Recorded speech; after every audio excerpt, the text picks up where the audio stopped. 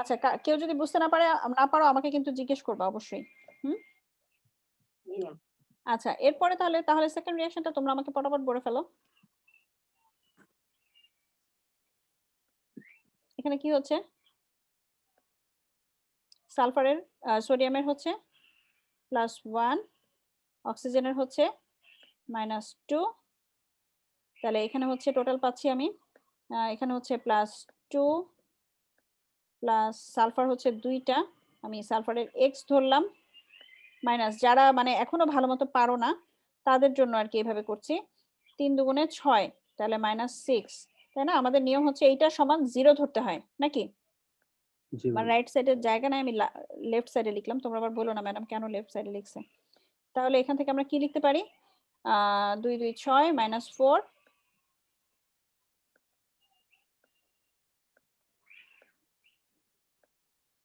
তাহলে x সমান কত আসে? x সমান +2। একইভাবে তোমরা এটার জন্য বলো আমাকে কত আসে। সোডিয়ামের +2 হচ্ছে, বলো তোমরা মুখে মুখে করে ফেলো, 4x -12 নাকি? এরকমই তো, 0। তাহলে কত আসলো এখানে x এর মান? 2.5।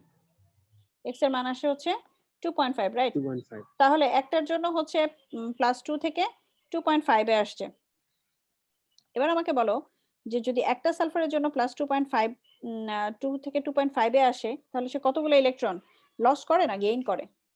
+2 থেকে 2.5 ইলেকট্রন লস করেছে। ইলেকট্রন লস করেছে, মাইনাস হয়েছে, তার মানে বেড়ে গেছে অক্সিডেশন নাম্বার এই জন্য, তাই না? অক্সিডেশন নাম্বার বেড়ে গেছে, তাহলে কতগুলা? একটার জন্য। আচ্ছা, চারটার জন্য বলো বলো, চারটার জন্য? চারটার জন্য 2। বুঝতে পারছো? একটার জন্য হচ্ছে 0.5। সো যেহেতু আমার এখানে 4টা সালফার আছে, সো আমাকে অফ কোর্স এটাকে 4 বানাতে হবে বাই মাল্টিপ্লাইং বাই 2। তাহলে এখানে হচ্ছে 4 হবে। 4টা সালফারের জন্য হচ্ছে তাহলে 2টা ইলেকট্রন। সো এই জিনিসটা দেখো এখানে লেখা আছে, এটা 2 দুগুণে 4, 4। এখন এইটা যদি হয়, এটার আরেকটা যে হাফ পার্ট রিঅ্যাকশন ছিল, হাফ পার্টের রিঅ্যাকশনটা হচ্ছে জাস্ট আগেরটার ভাইস ভার্সা। এখানে ছিল হচ্ছে আয়োডাইড থেকে আয়োডিন, এখানে হচ্ছে আয়োডিন থেকে আয়োডাইড। বুঝতে পারছো? এখানে হচ্ছে আয়োডিন থেকে আয়োডাইড, আগেরটা থেকে তাহলে এর আগেরটা ছিল অক্সিডেশন, এখানে এই রিঅ্যাকশনটা হচ্ছে রিডাকশন। এখানে অক্সিডেশন নাম্বার কমবে, মাইনাস থেকে 0-তে আসতেছে, সরি 0 থেকে -1 এ যাচ্ছে, তাহলে তার কমছে। এখন আসো এই রিঅ্যাকশনটা আমি বসালাম, বসানোর পরে এখন আমাকে দেখতে হবে যে আমার আজকের মেইন কাজ কি। আয়োডিন উৎপন্ন করা মেইন কাজ এটা না, মানে আমার এক্সপেরিমেন্টের যে ভায়াটা সে ছিল আয়োডিন, আয়োডিনটা উৎপন্ন করে এই আয়োডিনটাকে হচ্ছে আমি এখানে কাজে লাগাচ্ছি সোডিয়াম থায়োসালফেটের সাথে, এবং সেটা ছিল 3 মোল। কিন্তু তোমার এই রিঅ্যাকশন অনুযায়ী তুমি যে ব্যালেন্স করলা, এই রিঅ্যাকশন অনুযায়ী মাত্র 1 মোল ইউজ হচ্ছে। তাহলে বাকি 3 মোলস এটাকে করতে হলে আমাকে মাল্টিপ্লাই করতে হবে 3 দিয়ে। হ্যাঁ, 3 দুগুণে 6, 3 3 6। তাহলে এখান থেকে আমরা কি পাচ্ছি? এখান থেকে আমরা পাচ্ছি যে এই ব্যালেন্সটা কিভাবে করা যায়। এই অক্সিডেশন রিডাকশন ছাড়া ব্যালেন্স করাটা তোমাদের একটু টাফ হবে। বুঝতে পারছো? ব্যালেন্স করাটা তোমাদের একটু টাফ হবে। তাহলে এখানে আমরা কি লিখবো? 1 mole of potassium dichromate equivalent to 3 moles of iodine equivalent to 6 mole of sodium thiosulfate। বুঝে গেছে? তাহলে এই জিনিসটা আমরা বলো, কেউ কিছু বলছিলে? তার মানে আমরা পুরো ইকুয়েশনটা সমতা করব না? পুরো ইকুয়েশনটা সমতা করবে না বলতে মানে এখানে? জি জি, হ্যাঁ, এখানে যদি করতে পারো, আসবে। এটা তো তোমার লাস্টে আসবে। পুরো ইকুয়েশনটাই সমতা করবা, পুরো ইকুয়েশনটা সমতা করবা না মানে বুঝলাম না।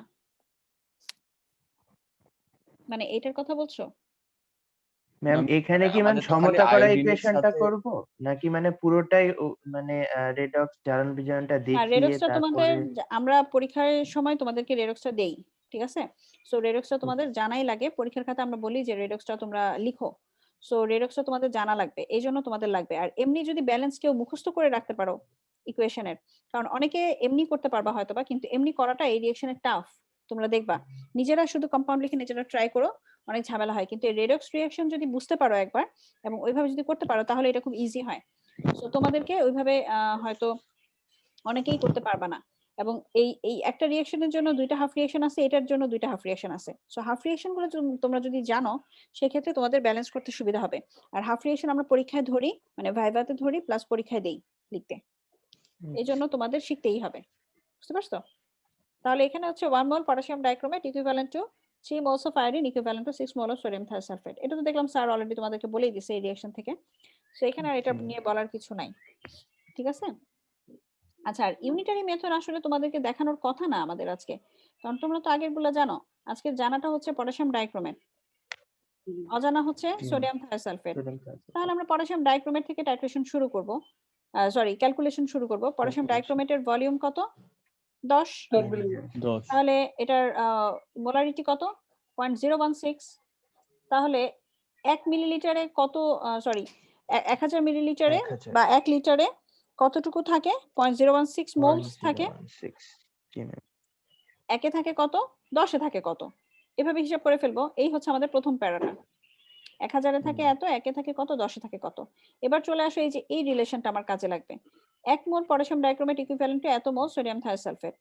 তার মানে এত মোল পটাশিয়াম ডাইক্রোমেট ইকুইভ্যালেন্ট টু কত হবে? 6 দিয়ে গুণ হবে। সো এই পার্টটাও তোমরা করে ফেললা। ধরতে পারছো? যারা সবাই শুনছো ধরতে পারছো? আচ্ছা, তারপরে আসো কি কি বলছি যে এরপরে আমাদের কত, সরি এই যে বুলেটে কতটুকু আমরা ইউজ 10.2। এই যে মোল সংখ্যাটা এটা কোথায় আছে? যতটুকু তুমি রিঅ্যাকশনে ইউজ করছো, মিলিলিটার, রাইট? এই রিঅ্যাকশনে তুমি কতটুকু ইউজ করছো? 10.2। তাহলে এই 10.2টা আমাকে এখানে ধরতে হবে। এটাতে এত মোল, একে কত, 1000 এ কত। সো এখান থেকে আমরা মোলারিটি পেয়ে গেলাম। জি ম্যাম। ঠিক আছে? জি ম্যাম। এই হচ্ছে আমাদের মোটামুটি এক্সপেরিমেন্ট। তোমাদের কোনো প্রশ্ন থাকলে এখন বলতে পারো। আমার মনে হয় আর কিছু তোমাদের বলা নাই। স্যার প্রসিডিউর বলে দিয়েছে, প্রসিডিউরের প্রত্যেকটা পয়েন্ট তোমাদের লাগবে। আচ্ছা, কোশ্চেন আনসার রিপোর্টে কি রিঅ্যাকশন কি মানে পুরোটা ভেঙে দেখাবো? হ্যাঁ, ভেঙে দেখাবা। তোমাদের এই যে কোশ্চেন আনসার লিখতে হয় না, এই কোশ্চেন আনসারই এখানে আছে। Give half reactions number 2 for potassium dichromate, potassium iodide, sodium thiosulfate and iodine, and then label them as oxidizing and reducing agent. আচ্ছা, এখানে আমি এই কথাটা বলছি। আমরা কোশ্চেন আনসারে তো এগুলি লিখতেছি, আবার মানে ওই যে রিঅ্যাকশন পার্টের মধ্যেও লিখবো। হ্যাঁ, রিঅ্যাকশনের পার্টে এটা লেখা দরকার নাই। এটা কোশ্চেন আনসার লিখবা তো। আবার থিওরিতে একটু রেডক্সের কথা লিখবা। যেমন আজকে থিওরিতে কি কি থাকবে? আজকে থিওরিতে পটাশিয়াম ডাইক্রোমেট থেকে যেটা বের করছো এটা লিখবা, রেডক্স রিঅ্যাকশনের কথা একটু লিখবা। এরকম টুকিটাকি ছোটখাটো হাফ পেজের মধ্যে মোটামুটি একটু আইডিয়া দিয়ে টাইট্রেশন শুরু করে দিবা। সো আর এখানে কোশ্চেন আনসার যা আছে আমার মনে হয় সবগুলাই তোমরা পারবা। অক্সিডেশন আর reduction reaction in terms of electron transfer, এটার টার্মে একবার সংজ্ঞা দিতে হবে। আরেকটা হচ্ছে in terms of oxidation number, এটা টার্মে একবার দিতে হবে। Loss of electron is called oxidation, gain of electron is called reduction. এটা আচ্ছা, এটা কি? যদি অক্সিডেশন নাম্বার কমে যায় তাহলে সেটাকে আমরা বলবো রিডাকশন হাফ রিঅ্যাকশন, আর যদি অক্সিডেশন নাম্বার বেড়ে যায় তাহলে সেটাকে আমরা বলবো অক্সিডেশন হাফ রিঅ্যাকশন। এই তো এইভাবে দুইটা সংজ্ঞা দিয়ে এক্সাম্পল দিয়ে দিবা। আর যখনই কোনো সংজ্ঞা দিবা অবশ্যই এক্সাম্পল দিবা, ঠিক আছে? What are iodometric and dimetric titrations? এটাও পারবা। What is the function of sodium bicarbonate? এটাও পারবা।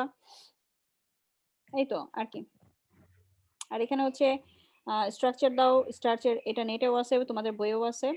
Mention the advantage of starch using as an indicator in this experiment. কেন স্টার্চ অ্যাড করি?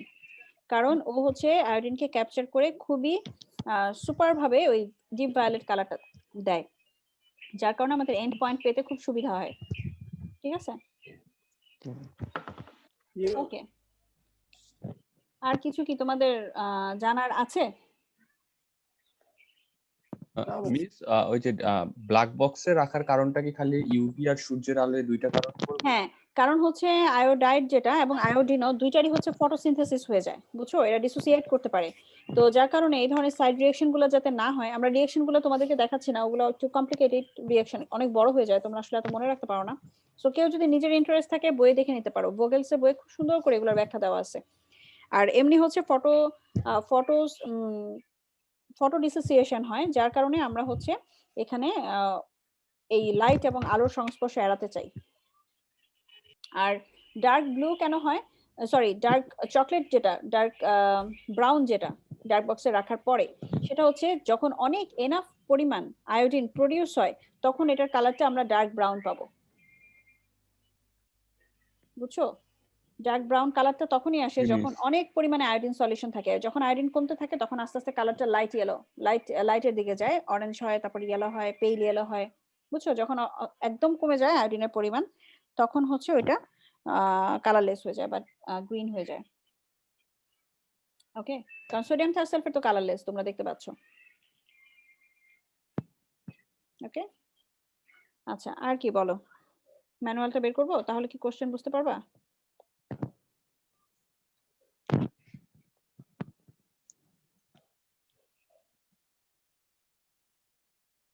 এটা দেখো,